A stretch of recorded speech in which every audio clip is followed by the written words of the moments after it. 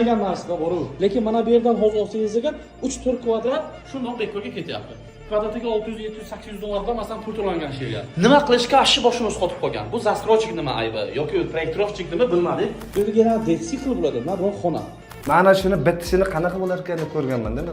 Mana shu chunki mana shu tarafini kichkina ko'rsatib tashlagan, bilasizmi? Mana shu kolonna bo'lgan, ana shu kolonnani men qanaqa bo'lar ekan deb. Mayda sanab bo'lgan. Chunki xolodilnik bu yoqda qolib ketdi, bu taraf ketdi. Lekin mana shuni ham ko'rdim, hafif chiroyli chiqdi mana shu. Rishenisi yo'qmi sizga? Mana shu zo'r. Kolonna kelgan odam masalan o'zi 4-5 kishi keldi deyapsiz-ku. Kelgan odam mana shunaqa kolonna bor deb o'ylab, bilmaydi. Kolonna borligi. Endi ham biz buni endi buzolmaymiz, majbur, chunki stoyk buni bu yerda. O'shaning uchun обшивка qilib turib, orqasiga xolodilnik qo'yib berilgan bu yerda.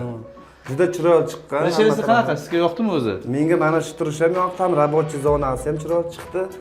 Hamma taraflama super chiqdi. Keyin ana shu kommentarlar juda ko'p kishi yozgan. Qanday bo'lar ekan? Qanday bo'lar ekan? Qachon mana shuni o'zi mana shuni kesib turib mana shu joyga qo'yamiz. Mana shu joyni eski tarafini qo'yib, yangi bilan eskisini. Mana shuni juda ko'p kutganman. Qanday chiqar ekan? Chunki kolonna hali. Как раз o'zi mana bu yerda рабочий zonasi ham bor, moykasi ham, duxovkasi, mikrovolnovkasi va eng muhimi 5 kishilik stol stul ham sig'yapti. Maydagina joy bo'lsa. Mamnunsiz ishlarimizdan.